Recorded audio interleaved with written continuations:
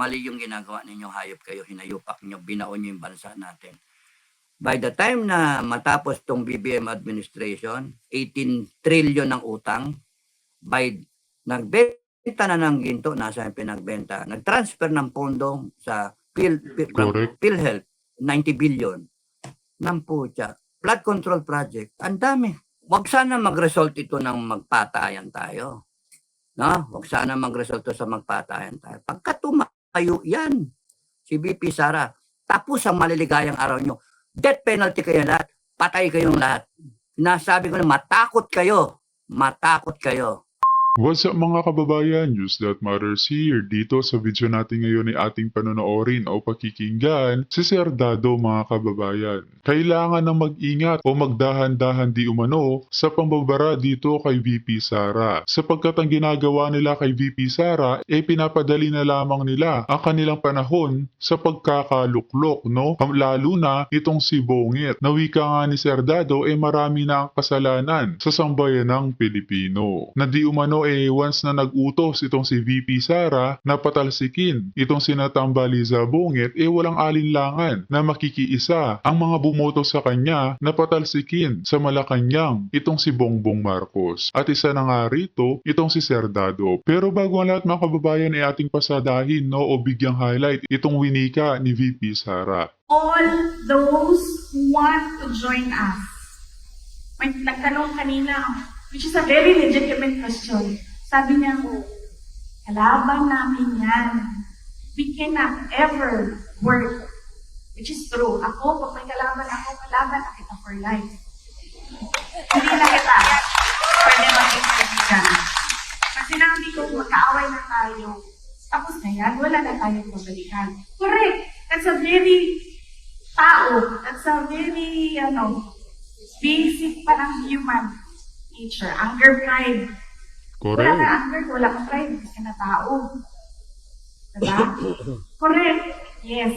Pero, as I said, and which was announced by Attorney Karen kanina, we can be individually positive. At kanya pang winika na itong mga pahayag ni VP Sara ay isang warning, no? Na once na ginalaw itong si FPRRD, pinahiya sa Quadcom, no? Lalo na dadalo ito, panigurado hindi nga palalampasin ito. Lalo na kapag may nangyaring dayaan din sa senatorial election na gaganapin sa susunod na taon.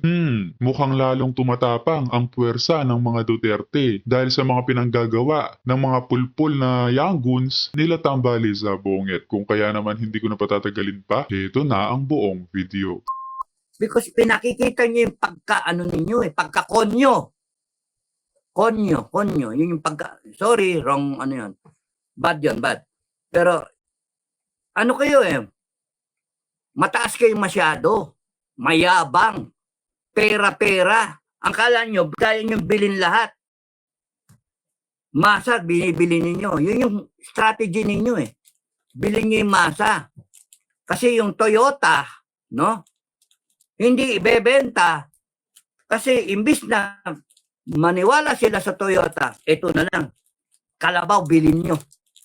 Pangkalabaw lang kayo. Hindi nyo akalain na iniinsulto ninyo ang mga tao. O ito, tricycle na lang. Bilhin mo. Okay, bigyan kita pamasahe. Mag-tricycle ka na lang. Habang buhay ka mag-tricycle.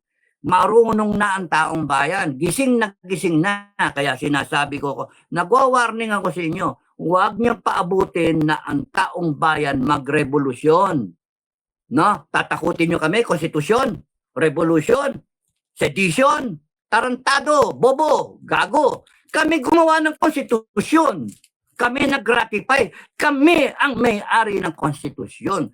Kayo, sumumpa lang kayo para ipatupad yung konstitusyon. And you are failing the people miserably by making baboy of the Constitution. And all the institutions, nakaw here, nakaw there, kaliwa, kanan, at hindi certain yung future ng taong bayan.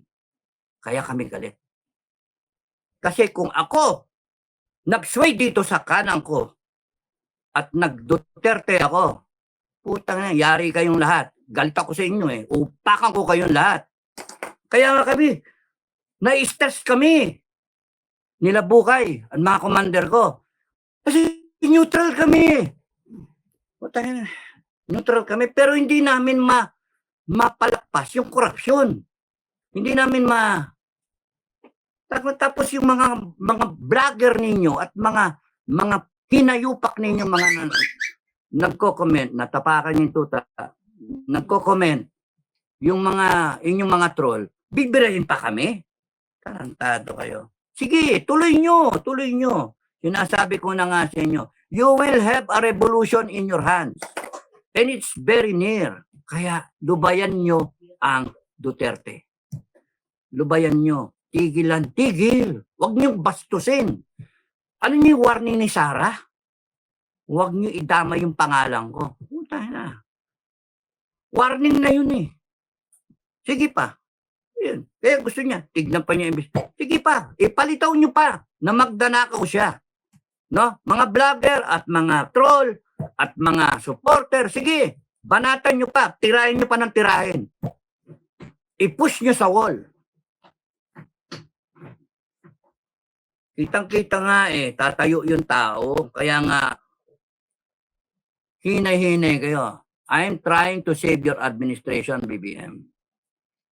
We are trying to be there in the middle na wag sana mag-result ito ng magpatayan tayo.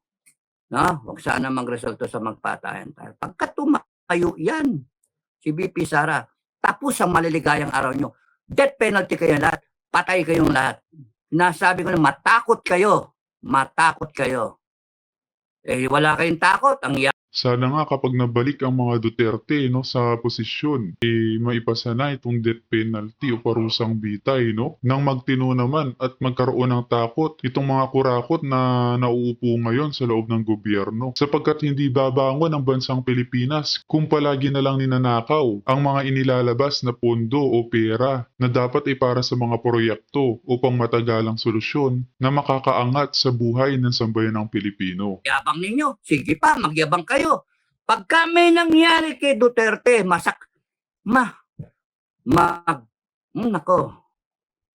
maglitawan lang yung ugat niyan sa mura, sa galit ba? Tapos kayo, i-contempt ninyo, imbitahin nyo, pagka pumunta, gusto nga niya. Hindi nyo ba nakikita? Gusto niya para bigyan nyo siya ng airtime, para magagaganon siya. At pagka kinontempt nyo siya, hindi nyo, huwag nyo i-contempt, paya kayo talaga i-contempt nyo. Dahil sa kayo, bilib na bilib kayo sa sarili nyo, Congress. Pagka kinontempt nyo, ay patay na kayo. Good luck. Kahit saan bansa kayong pumunta. Goodbye. At yung maiiwan, ako, isasuggest ko lang. Pagka nagkaganyan, hold departure order kagad. Sara lahat ng airport. Walang alis. Kung ako masusunod, sa galit ng tao sa inyo lagay kagad death penalty.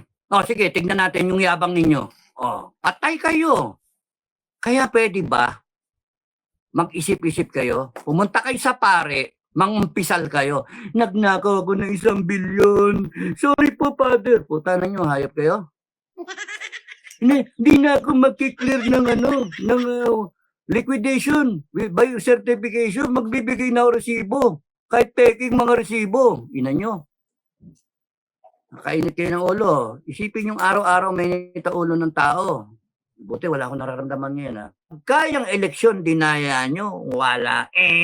Wala. Last chance. Wala. Dayain nyo eleksyon. Pag hindi lumabas dyan yung sovereign will ng tao, patay kayo. Magkakaroon ng revolusyon ng taong bayan. Sinasabi ko na sa inyo Kasi psychologically, doon pupunta. Galit na yung tao. Hindi nyo na pwedeng ipairal yung bayad-bayad. Hindi na pwede. Bumenta na yon. Ngayon, tatanggapin yung pera and then enjoyin nila. Pero that action alone brings the country further down sa kumunoy. And dadating yung punto na pipitik ang taong bayan. And it will be unforgiving.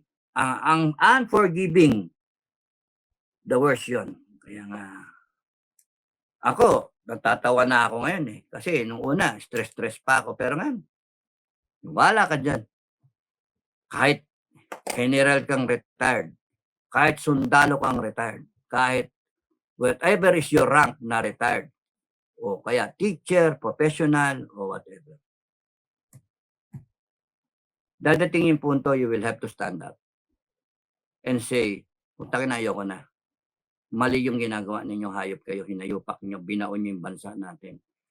By the time na matapos tong BBM administration, 18 trillion ng utang, by nagbenta na ng ginto, nasa yung pinagbenta, nag-transfer ng pondo sa Correct. PhilHealth, 90 billion, ng putya. Flood control project, ang dami.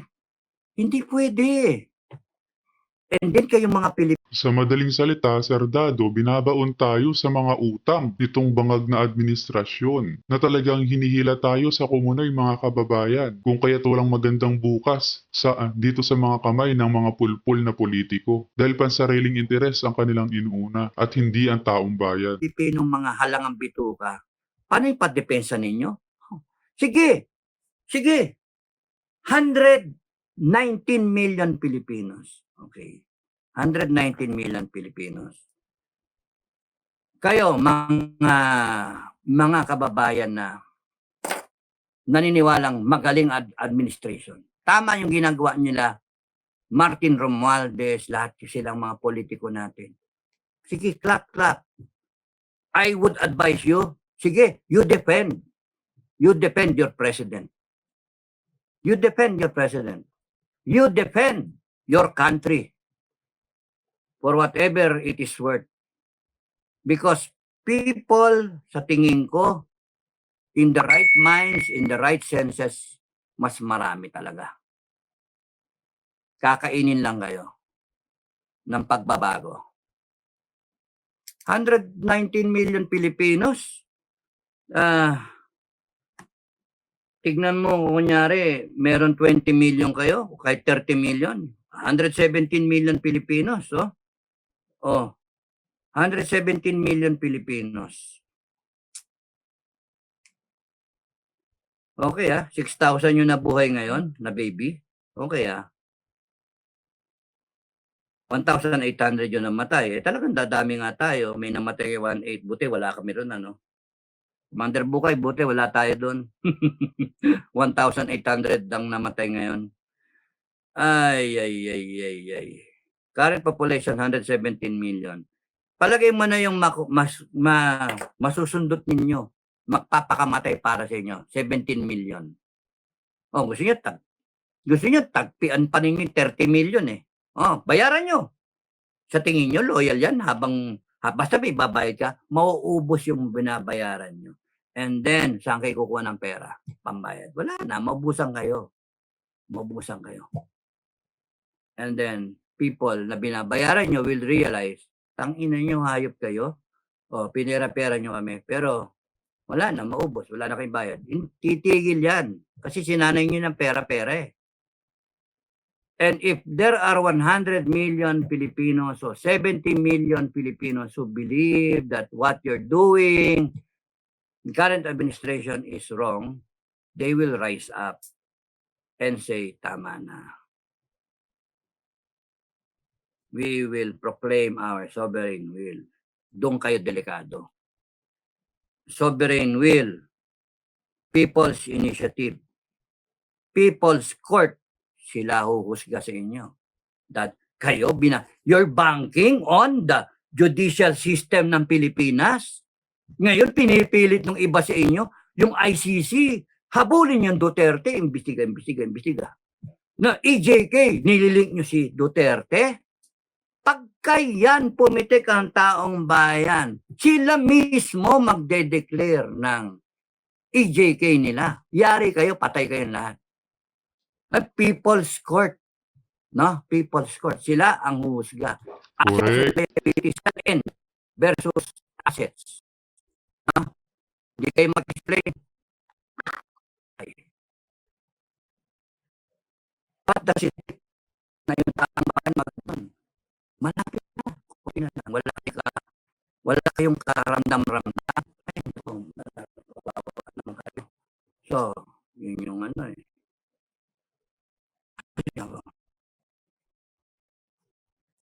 people's initiative na tawag niya, people sa court, yung kanina, yun, people sa Congress, People's Congress, no? Yeah. Anong gagawin ng People's Congress? Natin hindi nyo makasaka sa ilang taon na. Ano lang yan, isang araw lang